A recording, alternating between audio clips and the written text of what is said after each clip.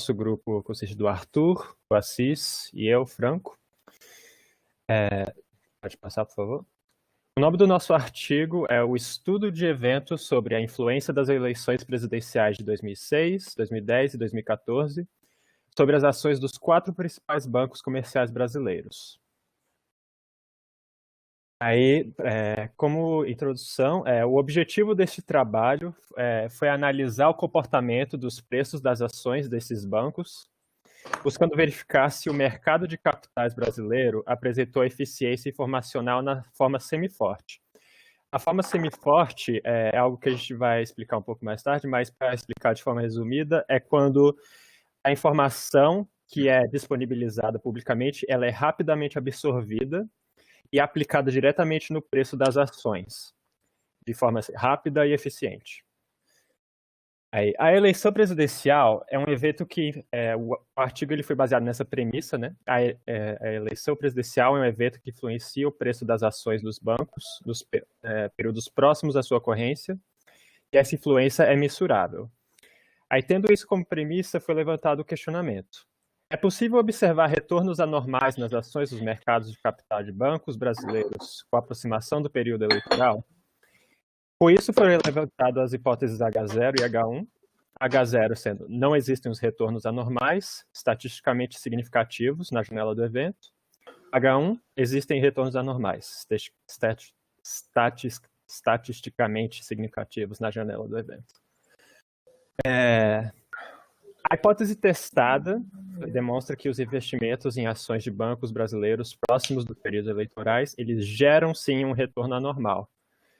Na situação de retornos anormais, os investimentos teriam retornos superiores à normalidade nos mercados específicos de cada banco do presente estudo, que tivessem alguma ação negociada nesse período. Aí, para a metodologia de pesquisa desse artigo, ele foi usado como uma pesquisa quantitativa, de caráter exploratório, e foi definido que a janela do evento que ia ser estudada possuía 50 dias, com intervalos de 25 dias antes e depois da data zero do evento, além de uma janela de retorno de 120 dias para mensurar os retornos que aconteceriam na empresa, e uma janela de 50 dias para ver como o resto do mercado reagiria, quais são os resultados após o evento zero, que seriam as eleições. Aí, em seguida, entramos no referencial, onde ele se foca principalmente nesses 2 tópicos, que é a eficiência de mercado e o retorno e risco. Na eficiência de mercado, o Fama diz que os preços das ações refletem as principais informações disponíveis no mercado, e Copeland e Weston dizem que as seguintes condições são necessárias ao mercado perfeito: a inexistência de fricção, eficiência informacional, existência de perfeita competição nos mercados de produtos e títulos, e indivíduos racionais, que sempre buscam maximizar suas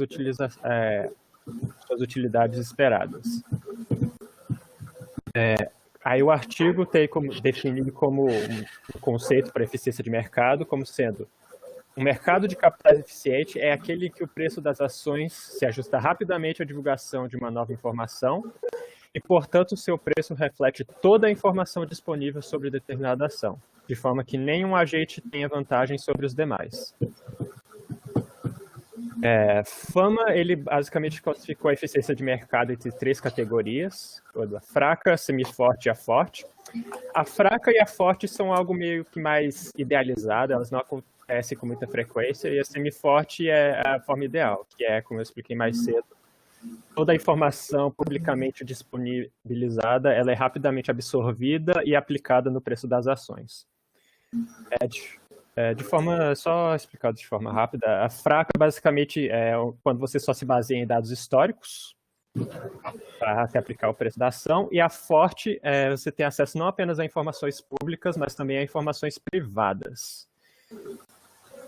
Esse sistema ele foi meio que, eventualmente, o Fama ele alterou ele para um sistema melhor que não gera muita informação, disponibilizado em fraca, semiforte e forte. Ele mudou isso para sendo a fraca, A Fraca ele definiu como o preço reflete as informações históricas sobre seus estudos de retorno. Perdão, eu tô... ao invés de se chamar forma fraca, ele sugeriu testes mais complexos, como chamado com previsibilidade de retornos para a fraca. Para semiforte, ele chamou de estudo de eventos. E para forte, ele definiu como teste de informações privadas, que cobre exatamente os 3 tópicos que eu falei: dados históricos, dados públicos e dados privados. Aí o próximo tópico, que é referente ao retorno de risco, as definições que alguns autores têm referente a isso a gestão de risco é um dos fatores principais para a sobrevivência e posicionamento das organizações, para um melhor uso do capital financeiro na seleção das melhores oportunidades de negócio, objetivando um melhor equilíbrio das relações entre risco e retorno. Jorions propôs a existência de 3 classes de riscos, que elas são basicamente o risco financeiro, o risco estratégico e o risco de negócios. Uma definição geral conclui que expressar risco como possibilidade de ocorrência de um evento não desejável e, com isso, perdas. Bom, aí entramos na metodologia, que é onde o Assis vai continuar. Eu vou falar um pouco da metodologia que foi dita no artigo, né? É baseado em um estudo de eventos que serve para identificar comportamentos desses ativos no mercado em um período eleitoral. E ele visa analisar tanto critérios como antecipação, absorção, avaliação e ajuste do preço do ativo no mercado financeiro. Bom, algumas premissas ou algumas ideias que foram utilizadas, primeiro, como o Franco já disse, que em questão da forma semiforte. Foi feito um teste de eficiência informacional e que diz que o ajuste rápido e preciso dos preços para a divulgação de uma informação pública, ou seja, como o Franco explicou na forma semiforte. E o segundo é para o cálculo de ineficiência do mercado por retornos anormais significativos, ou seja, vai ser analisado um erro entre o retorno observado e o retorno do modelo, de tal forma que se essa diferença for muito grande, a gente tem a maior probabilidade de um evento com informações relevantes. Esse é o objetivo de estudo. Bom, como foi dividido essas etapas do estudo de eventos, né? Primeiro teve a definição do evento, ou seja, a gente pegou o acontecimento, né? Então é o resultado das eleições no primeiro turno dos anos de 2006, 2010 e 2014. A segunda etapa é um critério de seleção de períodos e eventos. Ou seja, foram selecionados 3 períodos, né, os anos de 2006, 2010 e 2014, e os critérios de seleção foram as análises das ações ordinárias e preferenciais desses bancos comerciais brasileiros. Eu já dito antes, o Itaú, Bradesco, Banco do Brasil e Santander. A terceira etapa foi a identificação da data de ocorrência do evento e a formulação da janela de eventos. Ou seja, foi determinado qual seria o período de tempo onde seria feito esse estudo de eventos. Então, ele partiu de uma data D0, que ele chama, que é a data do pleito eleitoral, e 25 dias para frente e 25 dias para trás.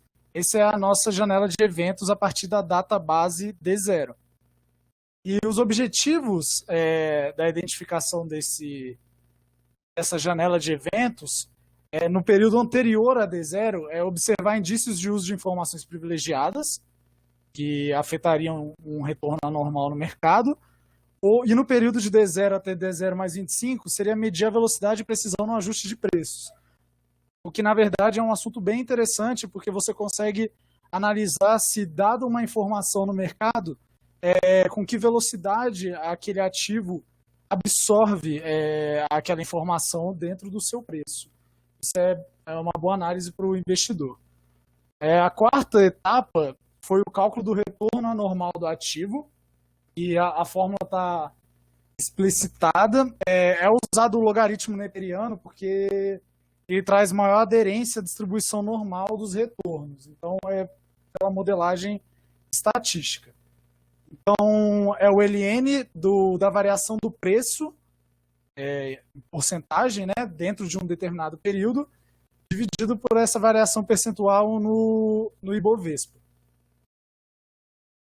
A quinta etapa é o tratamento estatístico de dados e formulação do teste de hipótese. E essa quinta etapa, então, primeiro vai ter a determinação do retorno anormal acumulado de cada ativo, ou seja, vai ser o somatório dos retornos anormais daquele ativo dentro de um determinado período, e esse teste de normalização a partir de uma T-student, com um nível de significância de 5%. Então, foi buscado esse teste de normalização com esse intervalo de confiança de 95%. A formulação dos testes de hipóteses foi feito o teste H0. O teste H0 diz que o retorno anormal acumulado do ativo entre um dia e outro, ou seja, entre o dia 0 e mais 1, é igual a 0. E o teste de hipótese H1, que é a hipótese alternativa, diz que esse retorno anormal acumulado é diferente de 0. O que isso significa? Ele está medindo a significância de alguma informação que tenha causado alguma oscilação naquele ativo.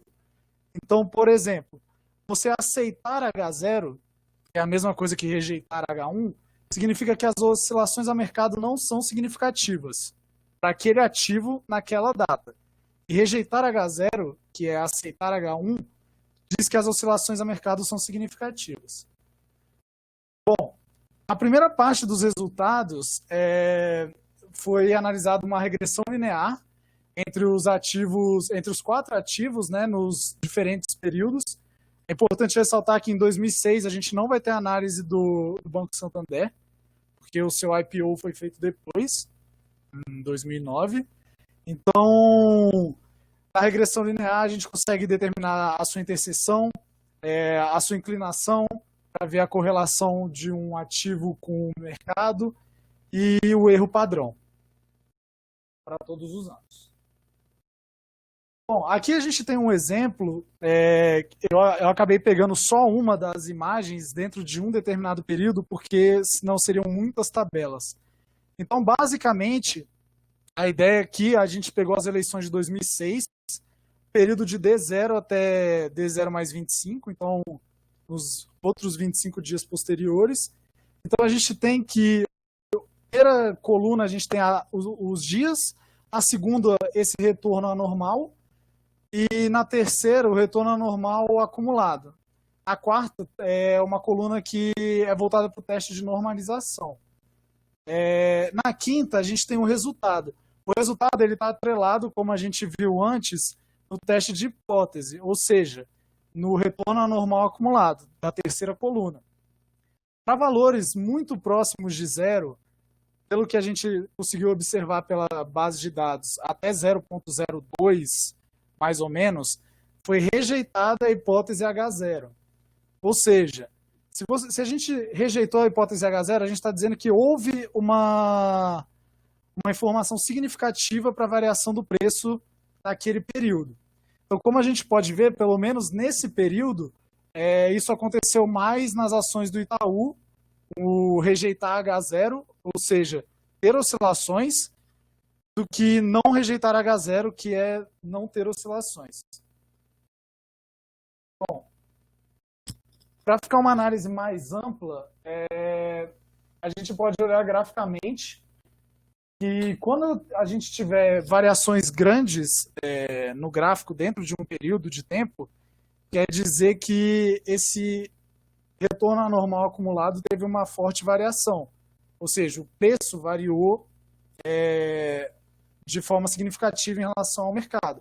Então, quando a gente olha, por exemplo, o Banco do Bradesco, essas variações elas são ainda um pouco menores quando comparadas, por exemplo, às ações do Banco do Brasil.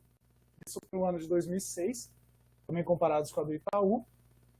E a mesma ideia se vale para os anos de 2010, onde a gente teve variações fortes, por exemplo, no Banco Santander, e menores ainda no Bradesco. E a mesma ideia ainda para 2014, onde, por exemplo, no Bradesco a gente consegue notar essas variações maiores no retorno anormal acumulado. Agora o Arthur vai falar sobre os fatores macroeconômicos. Agora, só para fechar, pessoal, o artigo ele acaba falando sobre fatores macroeconômicos. Eu coloquei aqui duas coisas que levam a gente numa viagem no tempo, de volta a 2010, 2006, 2014, época de publicação do estudo, né? Por exemplo, a gente olha ali que o fechamento de 2010, o dólar fechou a 1,66 e a Selic fechou em 10,75% ao ano. Hoje o dólar está aí quase R$ 6 e a Selic na casa de 2% ao ano. Então, eu acho que é importante a gente avaliar que existe um panorama macroeconômico que é bastante diferente. Outro fator que eu acho que pode interferir nessa análise é, por exemplo, o número de CPFs que a gente tinha na Bolsa. Eu até dei uma olhada aqui, em 2014, a gente tinha menos de 600 mil CPFs. Agora, a gente está chegando em 3 milhões de CPFs na Bolsa Brasileira. Qual o impacto que isso traz nesse artigo? Pode passar, por favor. Quando a gente olha a hipótese inicial, né, que faz aquela comparação sobre eficiência de mercado, que pode ser fraca se ele forte ou forte, forte e fraca são basicamente utopias, né? A fraca ela só leva em consideração dados passados, e a forte é quase que um insight trading da vida. Seriam pessoas que têm acesso completo às informações da empresa e que conseguem especificar ela em tempo real. Mas na hipótese semiforte, as análises, aliás, as informações que são tornadas públicas deveriam ser incorporadas no preço da ação de forma imediata, praticamente. O que esse artigo ele mostra? Ele mostra que existe uma defasagem entre a apresentação de uma determinada notícia e a precificação de determinados ativos na Bolsa com relação a essa notícia. Por exemplo, imagina hoje que sai uma reeleição do Bolsonaro, por exemplo. E isso é visto de forma positiva para a economia. Você conseguiria, segundo a análise do artigo, né, porque ela foi estatisticamente relevante, comprar uma ação, por exemplo, do Itaú, agora, depois de ter saído a notícia, e ainda conseguir se posicionar de forma assertiva, porque demora até o preço daquele ativo incorporar essa nova informação. Aí, a única ressalva que eu tive lendo isso foi essa questão do número de CPF na Bolsa. Porque se você tem mais pessoas no mercado, você tende a achar que esse mercado ele tende a ser mais eficiente. Mas mesmo assim, é super válido e acho que se mantém. Acho que seria até uma sugestão de estudo futuro, talvez. E é isso, time. Fechamos aí com 2 minutinhos. É isso aí, pessoal. Essa é a nossa apresentação. Beleza. Pode deixar na tela, por favor? Desculpa. Pode deixar o seu trabalho na tela. Isso pode ser lá no início, até no final, tanto faz.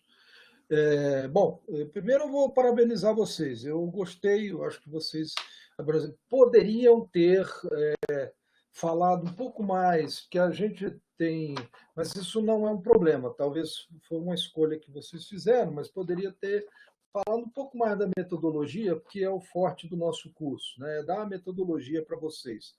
Mas eu gostei, por exemplo, que vocês acrescentaram, quer dizer, fizeram uma avaliação com uma visão hoje, né, das coisas, como que, né, olha, se hoje a relação dólar e bolsa está tanto, tal, então tudo isso eu acho que vocês contextualizaram no tempo de hoje, eu acho que isso é muito bom, porque vocês fizeram mais do que está lá escrito no trabalho, né, isso é muito bom.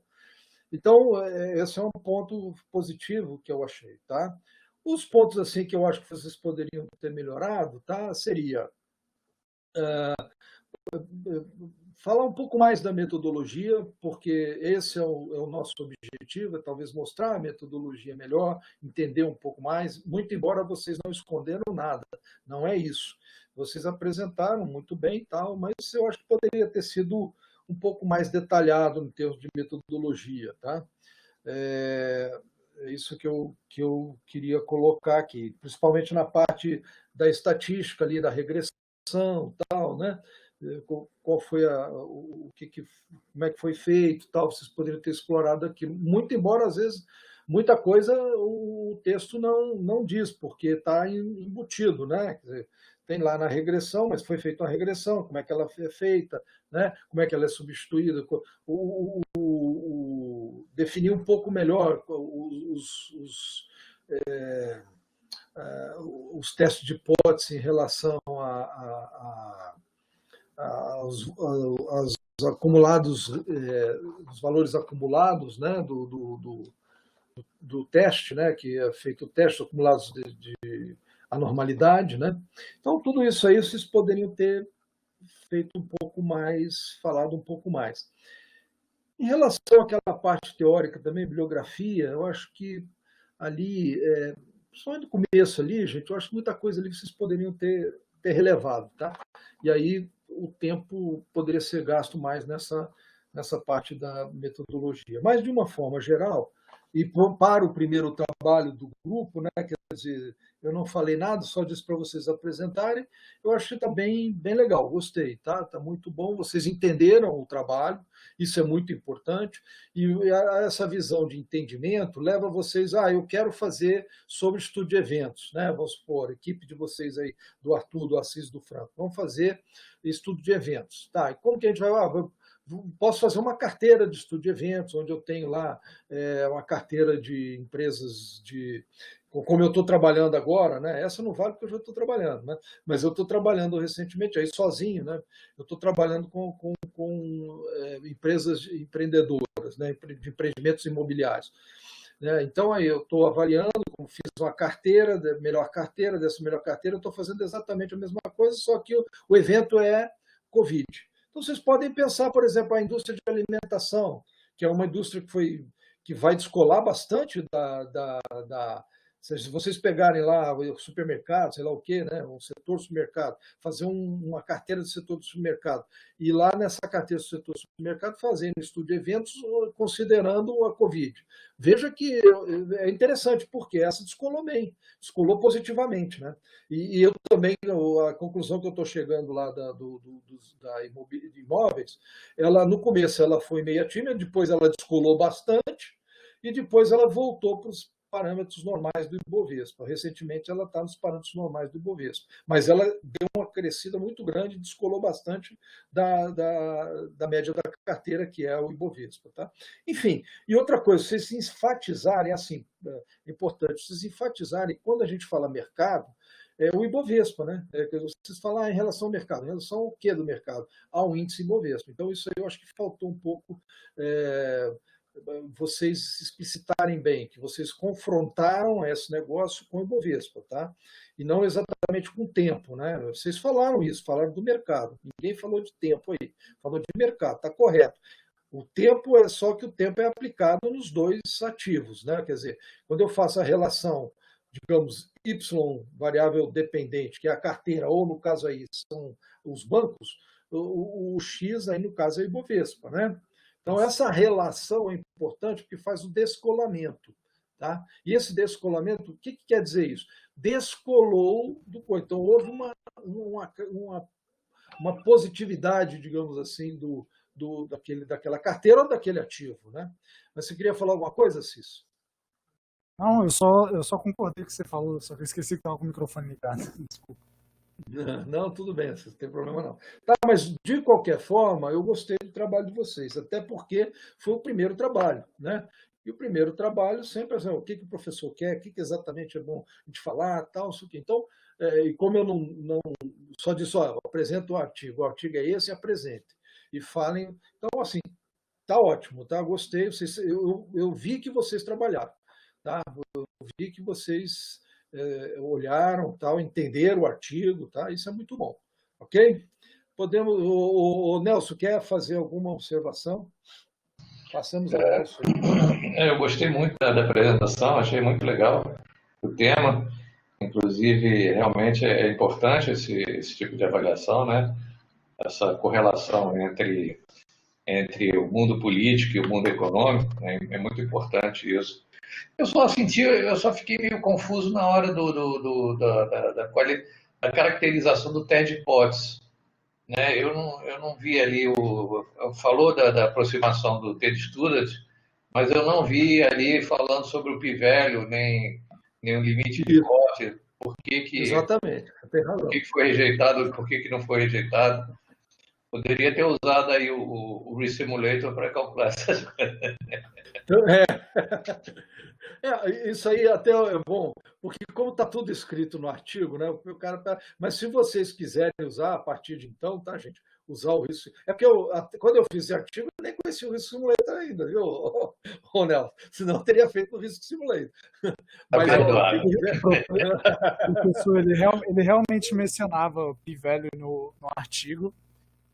Eu que acabei não colocando mesmo, desculpa. E essa parte eu acabei falando muito rápido também por conta do tempo. Então, na próxima a gente tenta enfatizar mais essa análise estatística mesmo. Assim. Vocês estão de parabéns, é bem contextualizado e bem atual o tema. Parabéns.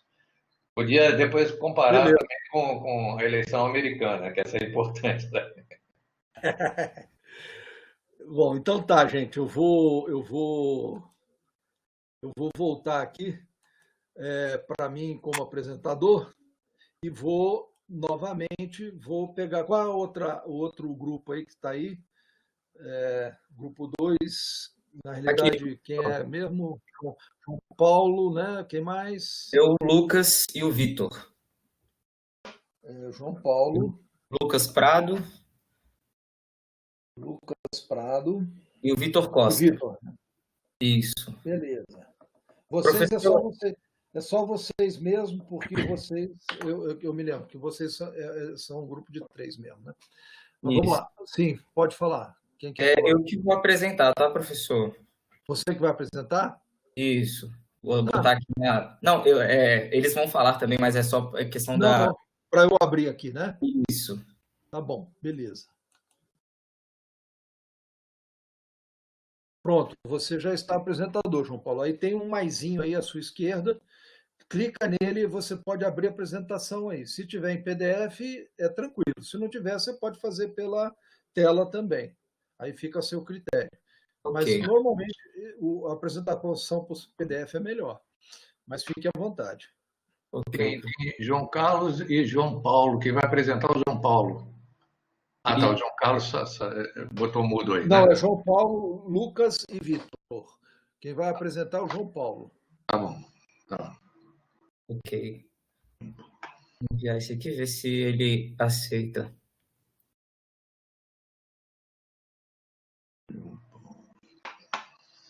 Está processando aqui.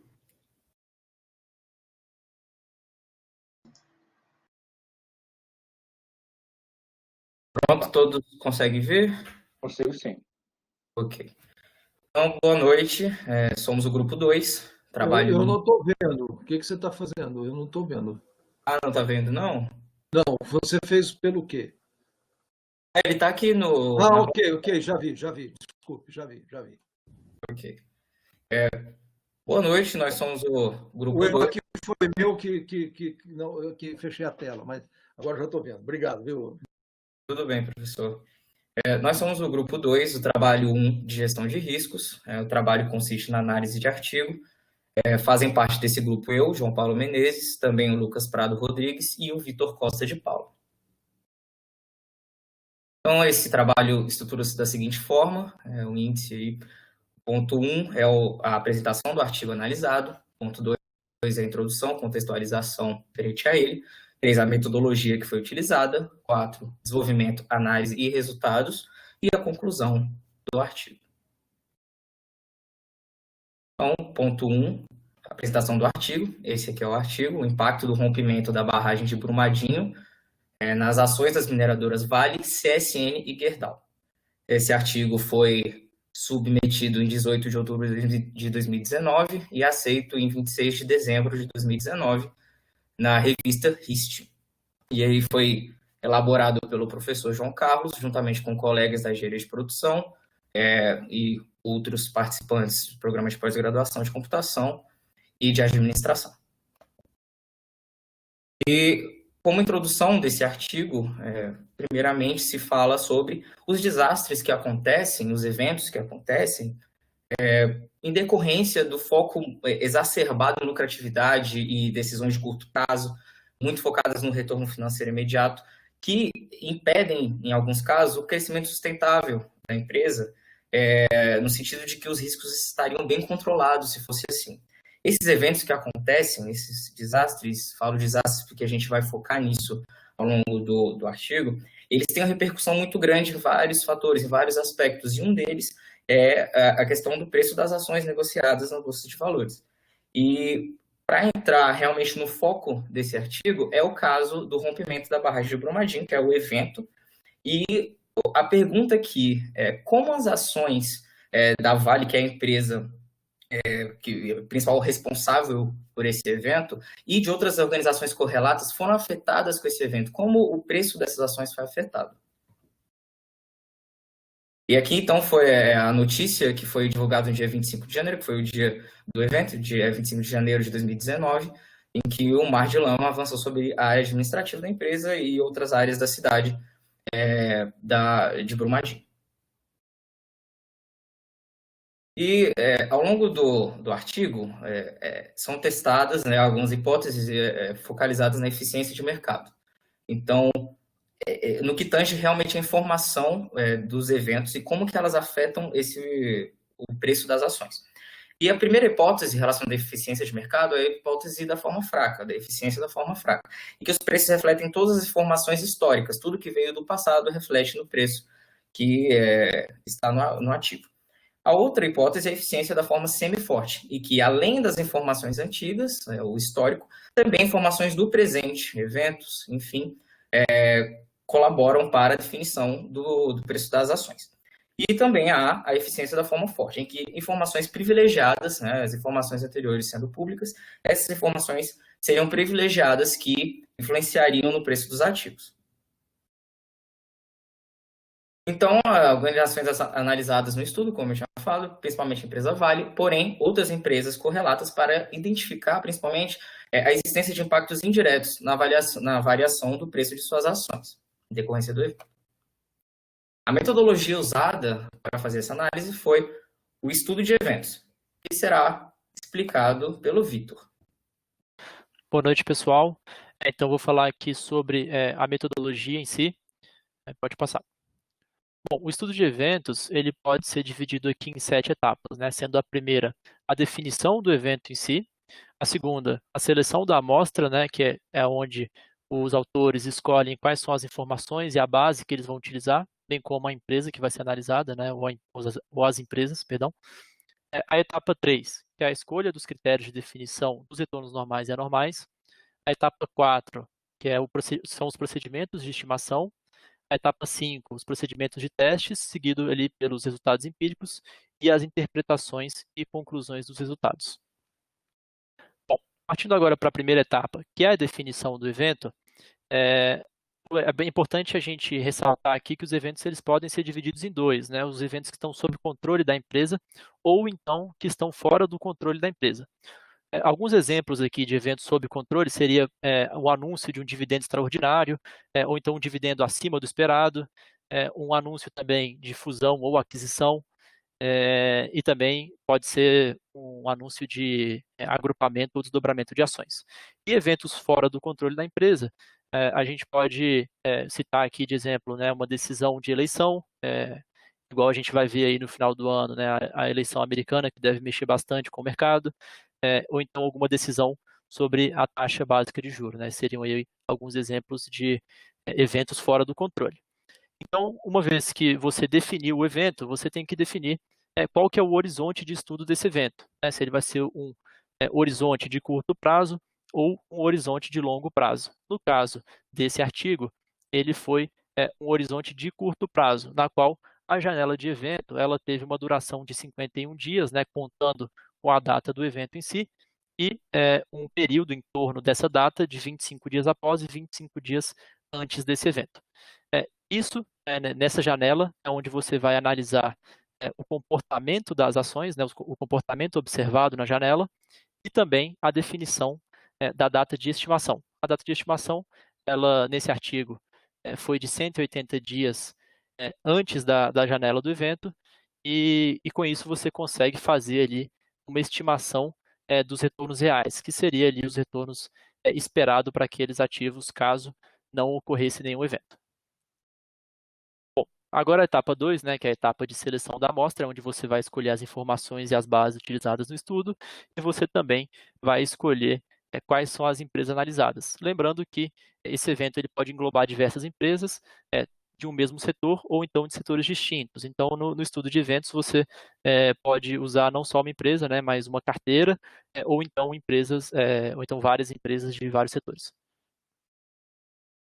Certo. A etapa 3, que é a etapa de mensuração dos retornos normais e anormais, inicialmente aqui a gente tem que o retorno normal ele é o valor esperado em um cenário que não ocorreu, não ocorreu o evento, né?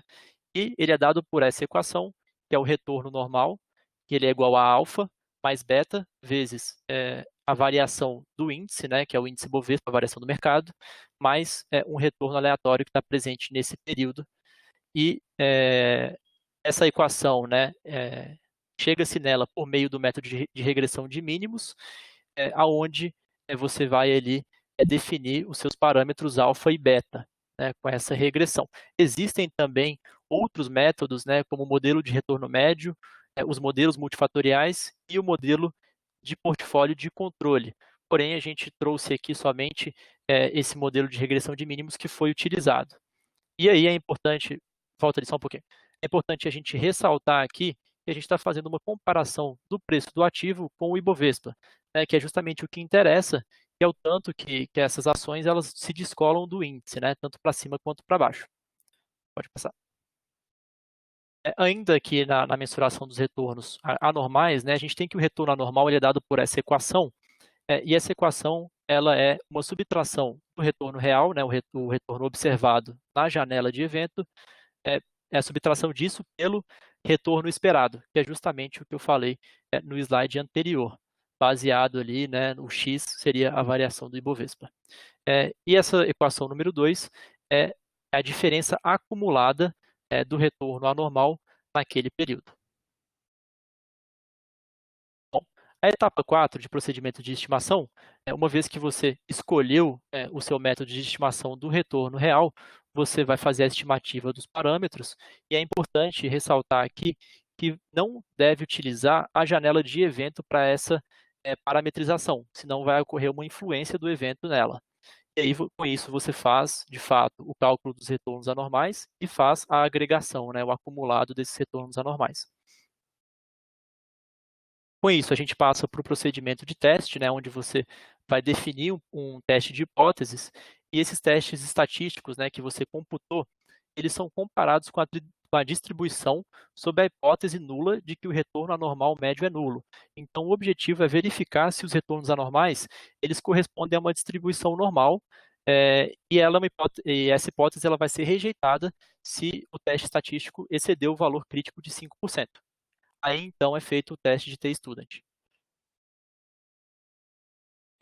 Agora, os resultados empíricos, né, onde você apresenta os resultados e verifica se aqueles parâmetros podem ter sido influenciados pelo acaso. E também você faz o questionamento da significância estatística daqueles resultados obtidos. E, por fim, você interpreta esses resultados, né, à luz das teorias, que nesse caso aqui é a teoria de mercado eficiente, e você elabora ali possíveis conclusões sobre o impacto desse evento analisado no estudo. Bom, pessoal, agora eu vou falar um pouquinho para vocês sobre o desenvolvimento, a análise e os resultados desse artigo em específico. Pode passar? Bom, fazendo um breve resumo, foram analisadas as empresas Vale, Gerdau e CSN. Foi determinada uma janela de eventos de 25 dias antes do evento e 25 dias depois do evento, e o dia do evento, então um total de 51 dias. E a janela de estimação foi determinada como 180 dias antes da janela de eventos. Os dados utilizados foram os valores dos ativos das 3 empresas, Vale, Gerdau e CSN, e o valor do índice Bovespa no período de estimação e depois no período de evento. Pode passar? Bom, o primeiro passo para a gente fazer essa análise é calcular o retorno real dos ativos, e para calcular isso foi utilizado o método logaritmo, onde você pega o log do preço da ação no dia T, no período T, e subtrai do log do preço da ação no período T menos 1. Assim você encontra a variação do preço da ação real por dia. Você faz isso para todos os outros dias e você vai ter o retorno real por dia de cada um desses dias. Em seguida, você vai calcular o retorno esperado, utilizando a seguinte expressão. Essa expressão ela é obtida através da regressão. Na regressão, você pega os dados do retorno real por dia do índice Bovespa e do retorno real por dia dos ativos, cada um separadamente, e você faz uma regressão no período de estimação e você obtém essa expressão. Essa expressão, o alfa e o beta, eles são os parâmetros calculados pela regressão, e o R, ele é a variação do índice Bovespa, enquanto o epsilon é o retorno aleatório presente no período. Tá? Bom, com essa regressão, os autores do artigo obtiveram o seguinte quadro, onde aparece o valor de beta, o valor P, o T-student, o F de significação e o rho de correlação. A gente analisando esse quadro, a gente consegue verificar se o resultado da regressão é confiável ou não. De que forma? Olhando, por exemplo, o valor P, identificando que ele é um valor menor do que o valor de 0,05 de significância. O valor de 0,05 de confiança. E olhando que o T-student está dentro do intervalo crítico gerado a partir do intervalo de confiança e do grau de liberdade. Pode passar? Bom, com esses valores calculados, a gente consegue montar a expressão dos valores normais esperados de cada um dos ativos. Então, a gente substitui naquela expressão dos valores reais, valores esperados normais, o alfa e o beta, e obtém a expressão para cada um dos ativos, caso o evento não tivesse ocorrido. Pode passar? Bom, em seguida, a gente precisa realizar esses dois testes. O primeiro é o teste de Shapiro-Wilk, e nele a gente vai verificar se os retornos anormais eles correspondem a uma distribuição normal. Se ele corresponder a uma distribuição normal, é porque os dados obtidos na regressão são confiáveis e a gente pode seguir em frente com a análise. Se eles não corresponderem a uma distribuição anormal, é porque pode ter ficado faltando analisar alguma variável ou ocorreu algum erro no processo de análise e a gente vai ter que voltar para a etapa anterior para refazer a regressão e achar um retorno anormal correspondente a uma distribuição normal. Lembrando que o retorno anormal ele é calculado a partir da diferença entre o retorno real e o retorno normal esperado.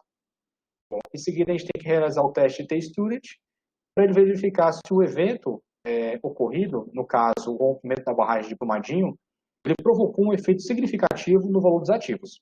Então, pode passar. Então, a gente aí observa o quadro do teste de Shapiro-Wilk. A gente observa que o p-valor ele ficou acima do valor da significância e isso implica que a hipótese H0 foi aceita. A hipótese H0 que confirma que o retorno anormal ele corresponde a uma distribuição normal. Então, a gente pode seguir com a análise para a próxima etapa.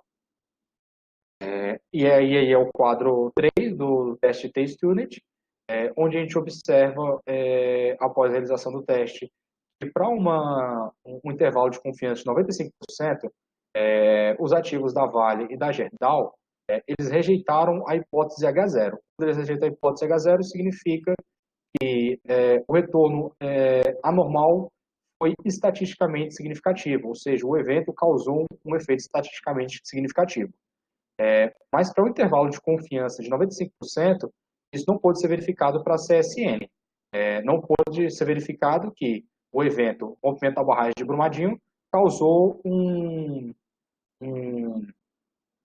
descolamento do preço do ativo em relação ao esperado. Mas se a gente fizer esse mesmo teste a 90%, a gente consegue rejeitar a hipótese H0, então, para o intervalo de confiança de 90%, a gente tem um retorno anormal estatisticamente significativo. Pode passar? Aí a gente vê o gráfico da CSN, a gente observa que no início ela está seguindo, em amarelo está o retorno real, em preto o retorno esperado. No início segue o índice, segue o esperado, tem uma leve queda ali perto do período 2, 4, 6, um descolamento, e depois ela vai lá e até ultrapassa o esperado. Mas isso aí se deve a um outro evento, que foi a divulgação do balanço da CSN relativo ao exercício de 2018, impactou positivamente o preço do ativo e prejudicou a análise. Pode seguir? Olhando para a Gerdau, a gente observa, fica um pouquinho mais claro o impacto do evento. A gente observa que no início teve que o preço real seguiu o preço esperado e depois houve um descolamento e esse descolamento seguiu até o final da janela de evento. Pode passar?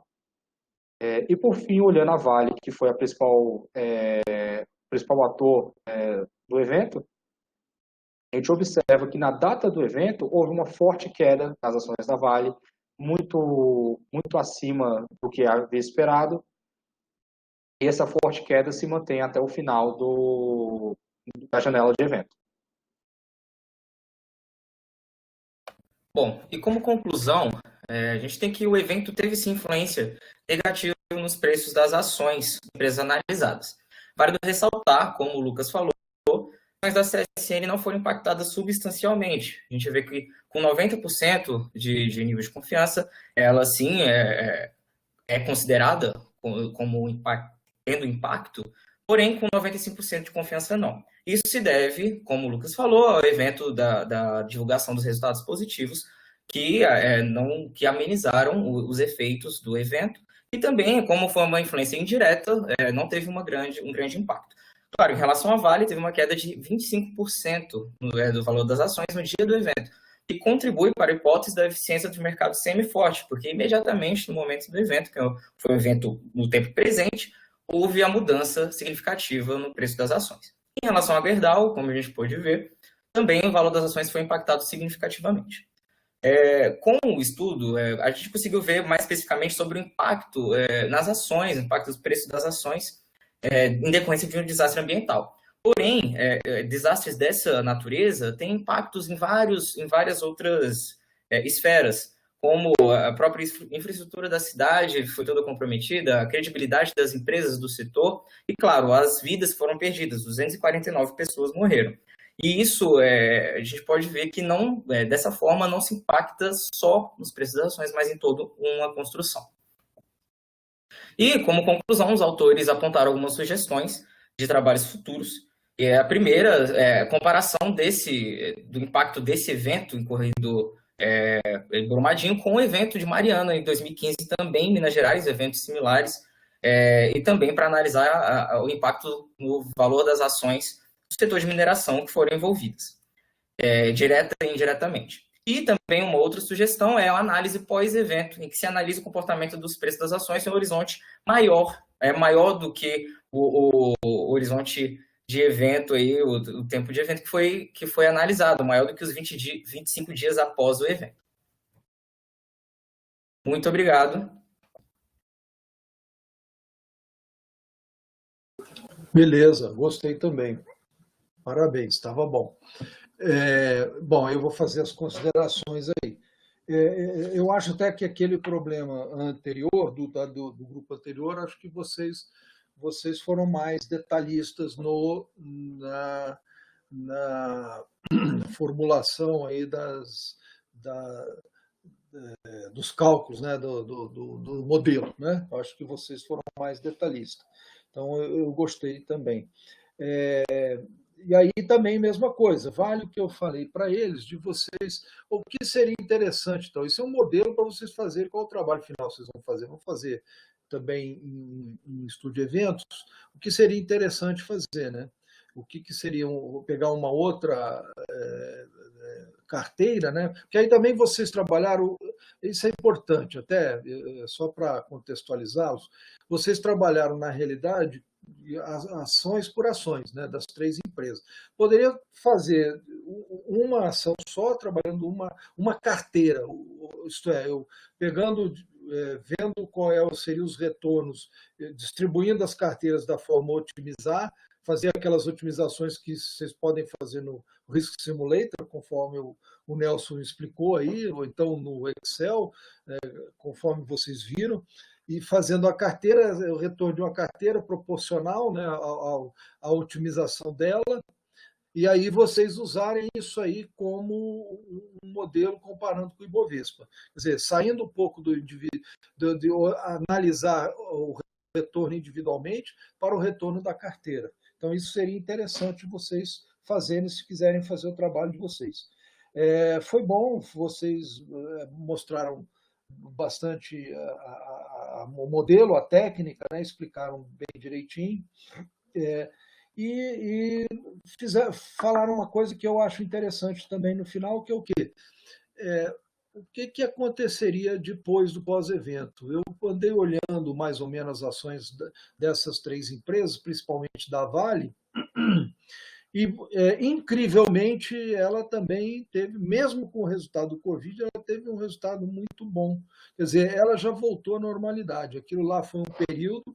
Hoje, ela tem uma das que mais valorizam no mercado. Ela tem as quedas, evidentemente, conforme o Bovespa cai, às vezes ela cai também e tal, mas ela é um dos ativos que está se mantendo bom no mercado. Quer dizer, aquilo lá valeu para aquela época lá, teve uma queda e tal, mas depois recuperou. Essa recuperação é interessante também fazer um estudo dela, tá? Mas, enfim, de qualquer forma, está ótimo, parabéns aí, eu acho que vocês, da mesma forma que o grupo anterior, atingiu aí o objetivo que eu queria, que é vocês entenderem bastante como é que é o modelo, o que se faz, qual é o objetivo dele e tal. Considerações, Nelson, por favor. Eu achei que esse trabalho realmente, como você disse, ele está mais completo do ponto de vista de apresentação, né? Obviamente não de conteúdo, mas de apresentação, aqui dentro dos meus itens, eu achei ele bem completo, gostei muito do trabalho. Eu só fiquei curioso, aqui não tem a ver muito com a análise do artigo, aí tem a ver com os autores do artigo. Por que você colocou CSN e Gerdau e uma empresa de mineração e não relacionou isso com empresas de mineração? Porque eu me lembro que nessa época de Brumadinho, eu dei consultoria para algumas empresas de mineração que estavam completamente paradas. Foi uma coisa muito estranha do ponto de vista que a legislação nesse momento mudou tudo e todo mundo parou. Tinha empresas que estavam paradas 6 meses, né? Empresas internacionais paradas 6 meses. Então, eu acho que o beta aí seria muito mais interessante avaliar o beta do setor do que misturar setores, né? Siderúrgico com mineração. Não sei, eu fiquei curioso saber por que você escolheu isso, professor. Então vou primeiro. Bom, isso aí também é um trabalho de aluno, que eu depois fiz uma adaptação e melhorei o artigo, né? Então eu não mexi nisso, na escolha deles. Agora a escolha deles tem uma explicação. Eles não quiseram fazer, eles quiseram fazer da Vale, que foi a responsável, né? E se teve algum impacto em outras empresas que necessitam da cadeia. Da cadeia, né? Exatamente. Então foi mais ou menos isso aí a explicação que eles me deram, né, na época, e a gente fez isso. Eu não sei nem se eu já não me lembro mais, mas eu acho que está até escrito isso no artigo. Mas também não me lembro, tá? Pode até não estar, e eu discuti, acabei que não colocamos. Mas a intenção era essa. Tá? Só para ver, vou pegar a principal empresa, algumas empresas principais da cadeia, né? Não empresas pequenas, tal, ou então empresas que são boas também, mas que não tem tanta influência contra a Vale, né? Tal. Então foi mais ou menos por isso, tá? Mas é interessante, seria interessante fazer também, aí poderia ser feito também de uma carteira de várias empresas desse ramo, né? Para mineração. Mas é isso. Alguém mais tem alguma observação aí que queiram fazer? Não? Então podemos continuar para o terceiro grupo aí. Muito obrigado, senhores. Obrigado vocês, meu amigo. Obrigado vocês. Parabéns, viu? Quem é agora? O grupo está aí, não? Sou eu, professor. Arthur, Lucas. Você está sozinho, né, Arthur? Você é que está sozinho, né? Vai ser só eu mesmo que vou apresentar. Vou pegar você. Espera aí, Arthur. Arthur Lucas, né? Arthur Lucas Medeiros. Isso. Arthur Lucas Medeiros. Tá. Pronto, Arthur, você já está apresentado. Já recebi aqui, né? Já. E aí você pode abrir a sua apresentação, que aí automaticamente fecha essa aí.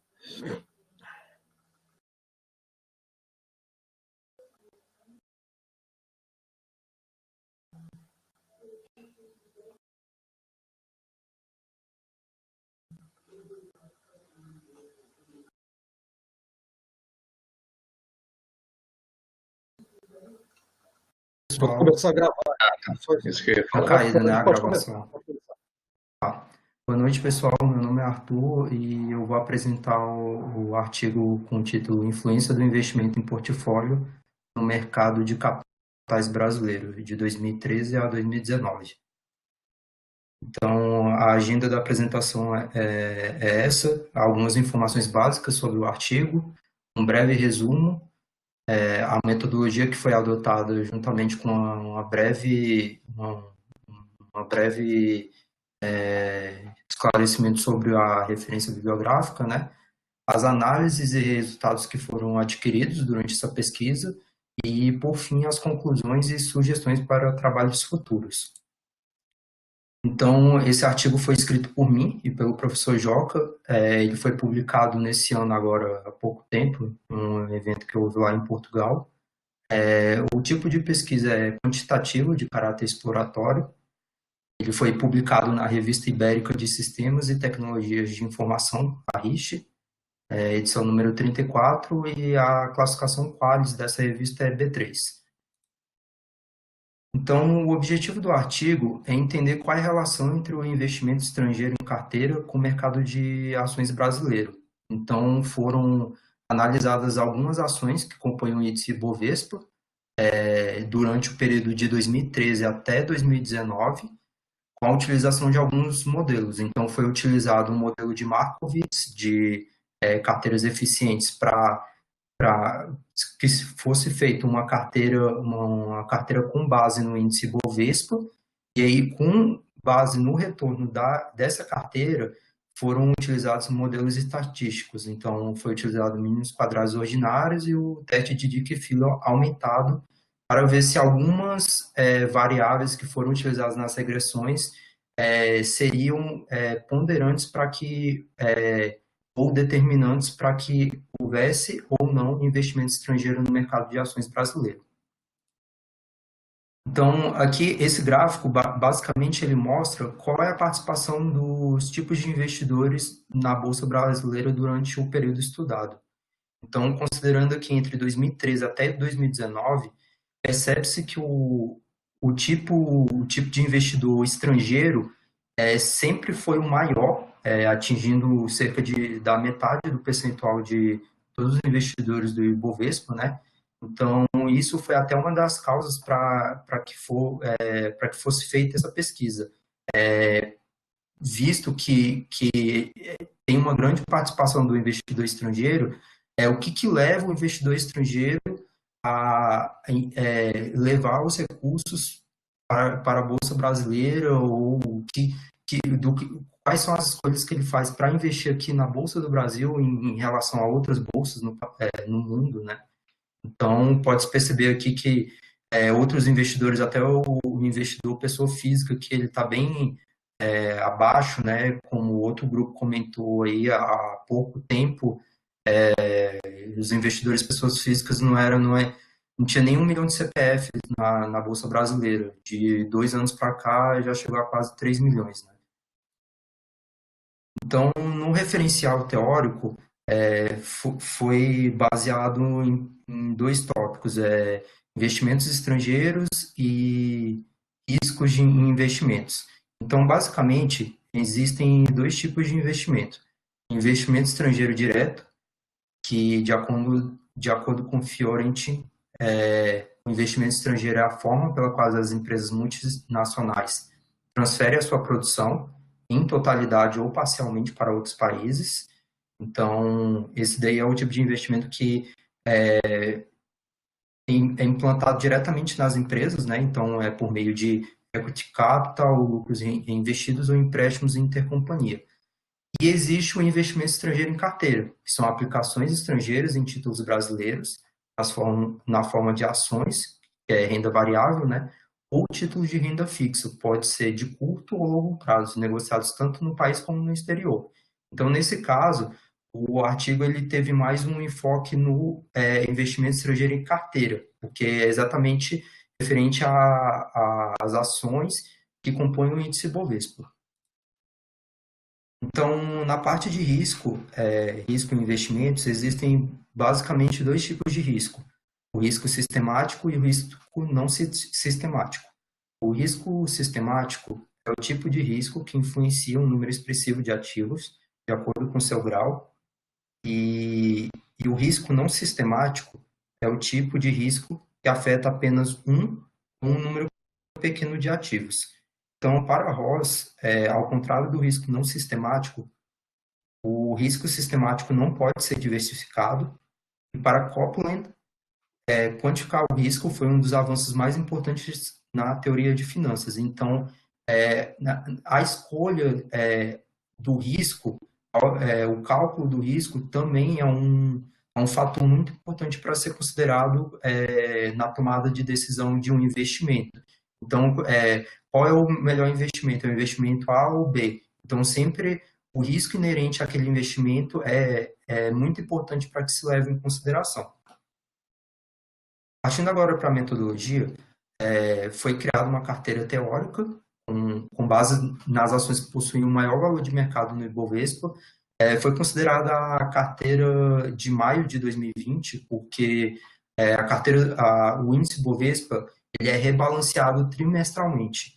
Então, a cada 3 meses, existem ações que saem do índice e tem outras ações que entram no índice. Então, foi considerada a carteira teórica do Ibovespa de maio de 2020 e o retorno logarítmico para o cálculo da fronteira eficiente. Então, o retorno logarítmico foi calculado com base na fórmula que está no slide, que é considerado o LN do preço de fechamento do ativo sobre o preço de abertura do ativo. Para a composição da carteira também foi utilizado o teste ADF e mínimos quadrados ordinários, por meio de regressões múltiplas para entender se o investidor estrangeiro é ou não averso ao risco. Então, na composição da carteira foram considerados 13 ativos. Então, aí as principais ações, né, que compõem o índice Bovespa foram consideradas até as ações do tipo que possuem maior liquidez. Então, por exemplo, Petrobras tem ações ON, ordinárias, e as preferenciais. Foi considerada preferencial por ter mais liquidez. Entre outras ações também que possuem vários tipos, né, mas foram consideradas as ações que possuem mais liquidez no mercado. Então, o primeiro passo foi calcular a covariância dos ativos e depois, com base na covariância, foi calculada a correlação de cada ativo. Então, nessa imagem aqui, pode-se perceber que nessa matriz aqui é a matriz de correlação dos ativos, onde essa faixa variando aqui de um roxo bem escuro até um laranja bem clarinho, variando de menos 0,2 até 1%, que seria a correlação perfeita, né? Então, pode-se perceber que ativos de um mesmo segmento, por exemplo, o segmento financeiro, eles possuíram uma correlação muito alta. Então, considerar aqui o Bradesco, Itaú, Itaúsa, Banco do Brasil, eles possuíram uma correlação bem alta, né? Isso daí devido ao segmento. Então, eles caminham no mesmo sentido, enquanto teve ações que não tiveram uma correlação aderente aos outros ativos. Então, por exemplo, a Magazine Luiza, que foi uma ação que o movimento dela foi bem diferente do restante do mercado, por ela ter tido uma valorização mais de 7.000% durante o período estudado, ela apresentou uma correlação bem baixa. Então, ela foi um ativo bem diferente dos outros ativos que foram analisados aí para a alocação da carteira. Com base na correlação calculada, foi então calculado aqui por meio desse gráfico aqui, pode-se ver que foi calculada a fronteira eficiente, né, considerando pesos aleatórios para cada tipo de ativo escolhido. Então, foi feito 10.000 simulações. Então, cada ponto aqui desse gráfico representa uma simulação de uma carteira e foi encontrada a fronteira eficiente, onde a carteira ideal, né, com o menor risco e o máximo de retorno foi essa, com um risco de 19,97% e com um retorno de 16,09%, representado por esse ponto vermelho aqui. Então, com base na carteira, né, criada e nas simulações feitas, a gente conseguiu encontrar ponderar esses pesos para os ativos. Então, cada ativo aqui foi destinado um peso para ele, para a composição dessa carteira ideal. Então, pode perceber aqui que tem alguns ativos, aqui, por exemplo, Ambev com 16,49%, Bradesco com 17,42%, enquanto tem ativos com um percentual bem baixo aqui, por exemplo, o Banco do Brasil, 0,24%, Itaúsa, 0,05%, mas isso foi o resultado de todas as simulações criadas. Essa daí foi a ideal que a gente, na pesquisa, foi calculado. Então, após feito o cálculo da carteira eficiente, foi visto o retorno do índice Bovespa. Então, esse gráfico representa o retorno do índice Bovespa durante o período de 2013 a 2019, para que fosse calculado depois, né, utilizado na regressão. Então, pode perceber até que houve uma queda aqui em um retorno. Isso daqui foi no dia 17 de maio, conhecido como o Joesley Day, né, onde houve aquela delação do Joesley Batista na JBS. Então, a bolsa nesse dia caiu mais de 10%, acionou o circuit break e tudo mais. Então, pode ver aqui como é que foi o movimento do retorno do Ibovespa durante esse tempo aqui. Então, com base no retorno calculado, foi feito o teste de Dickey-Filler aumentado.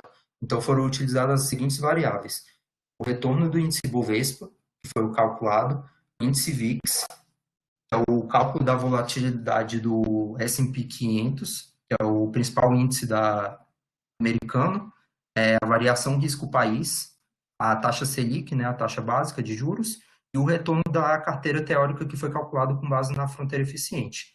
Então, foram feitas duas hipóteses. H0 seria a série temporal não estacionária e H1 a série temporal estacionária.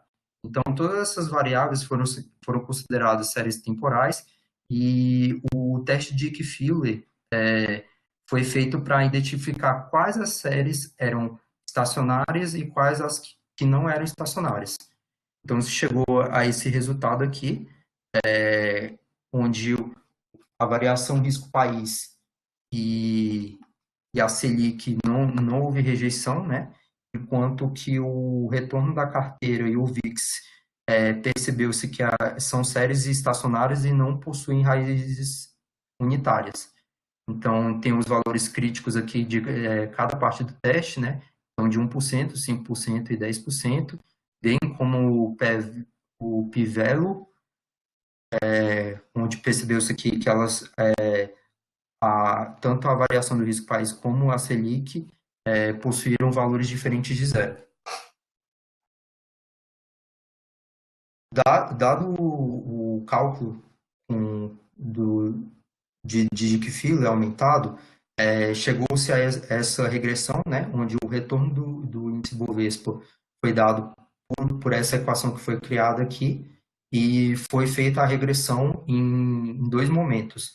Então, essa tabela aqui embaixo mostra os valores do p-valor dessas duas regressões, porque o que aconteceu?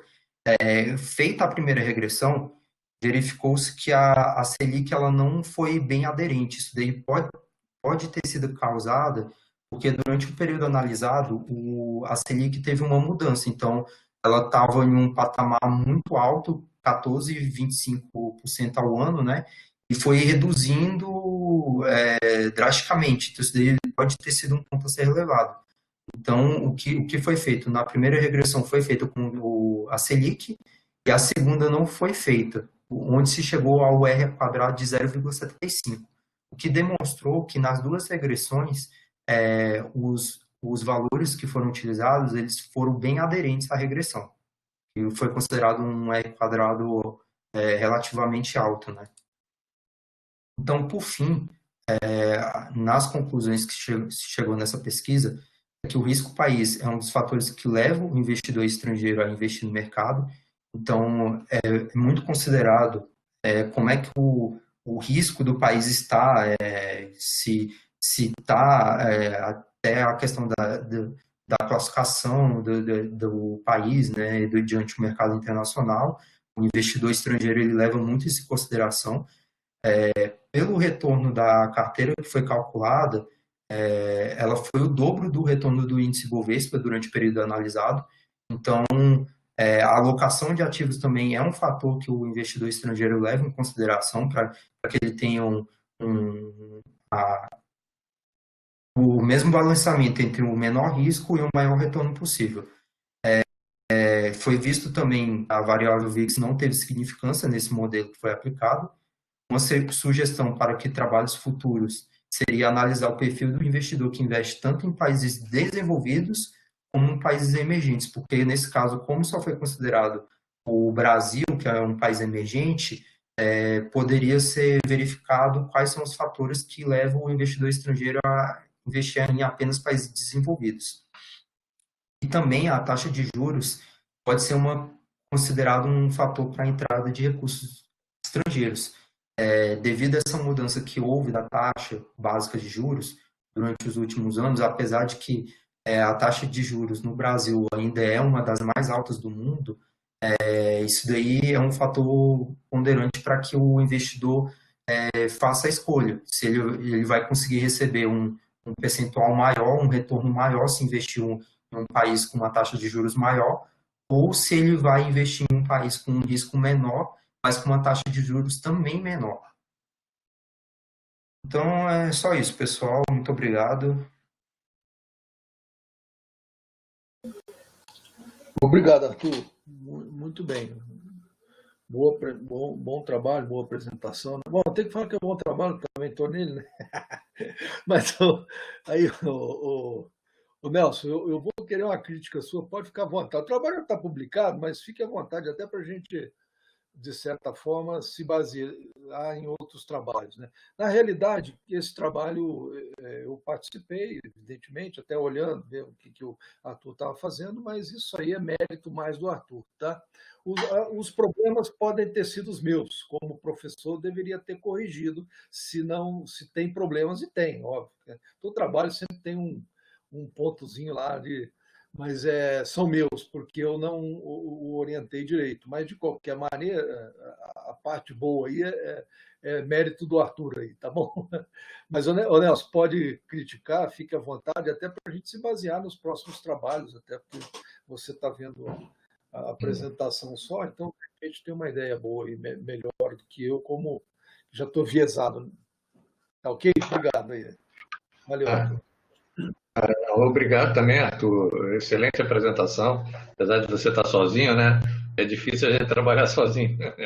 Não dá para dividir a culpa com outras pessoas, né? Mas eu gostei muito da apresentação. Só acho que eu tenho um certo ritual e eu não vi que você apresentou a bibliografia ali. Se você puder depois acrescentar nos seus slides a bibliografia que você usou, seria interessante. Isso é só pegar lá do artigo, né, que o professor disponibilizou. O professor, eu não entendi muito bem ali, quando achou aquela carteira, você usou otimização ou simulação? Eu fiquei em dúvida, porque eu vi ele falar em simulação. Não, eu vou deixar o Arthur responder. Eu sei o que é, mas vou deixar ele responder. Vamos lá, Arthur, pode falar aí. Nesse caso aí foi utilizado, na verdade, a otimização, né? Porque a gente fez o cálculo para cada carteira, foi utilizando pesos aleatórios. Nesse caso, eu utilizei o Python, né? O cálculo. Então, eu criei um código para ele ir calculando, ponderando pesos aleatórios. Aí eu utilizei 10 mil vezes o cálculo. Então, na verdade, foi uma otimização, não uma simulação, né? Porque se você tivesse usado o Risk Simulator, você tinha feito isso em 2 segundos. Mas tudo bem. Porque eu fiquei em dúvida. Se falou em simulação, eu achei que aquilo ali era um estudo de otimização. Tá ótimo. Obrigado. Alguém mais tem pergunta? Nelson, acabou? Desculpe. Acabei. Muito obrigado.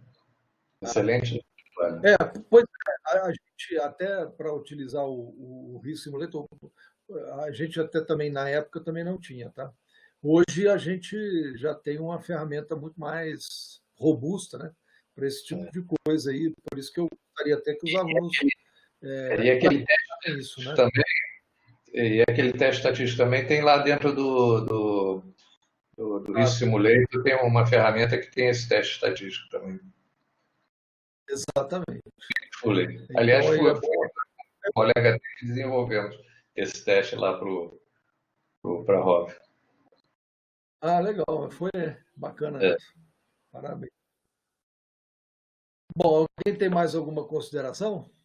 Alguém aí que quer fazer alguma observação aí, pessoal aí do GRAPH aí, que está aí, pessoal que é da pós-graduação, aí, ou o pessoal da graduação também, por favor. Beleza? Então, gente, fica aí, então, quarta-feira, a gente vai ver a segunda, as